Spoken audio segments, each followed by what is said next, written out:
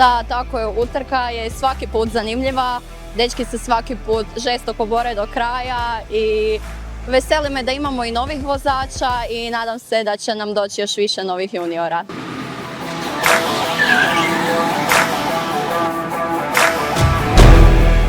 In the qualifications, I got a decent go-kart, and I was second.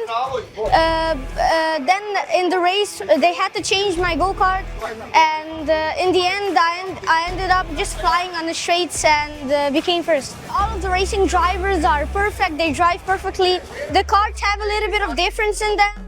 On the straights, they're maybe a little bit slower, but everyone just is perfect on the straights. And in the corners, they're super fast. Slovenac mali je odlično vozio, pa tako šta je, bit će sigurno žestoka konkurencija. Pa da, borili smo se Janičijević i ja s drugo mjesto. Cijelo vrijeme sam mu bio blizu, ali na ravnici mi je odlazio strašno. U zadnjem krugu sam vidio priliku, ušao sam mu i to je to. U utrci sam odmah na startu dobro startao, progurao se na drugo mjesto i cijelu utrku me Franjo zapravo ganjao i bio mi na leđima, pa sam morao braniti i onda me na kraju zadnjem krugu pretekao.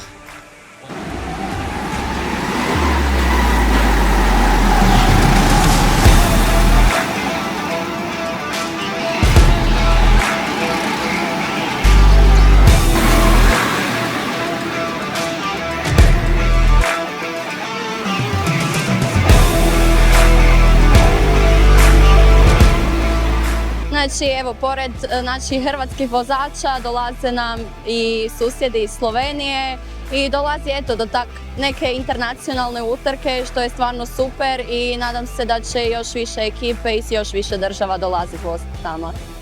I like that there's so many fast corners. I don't need to lift the gas up. You can just go full gas. Da, grip je malo bio loši, a treba znati voziti pod hladnim uvjetima i po kiši i ostalo to. Tak se najbolje vidi ko je najbolji. Sljedeća utrka koja nam se održava je GoKart Junior, ona se održava 18.2.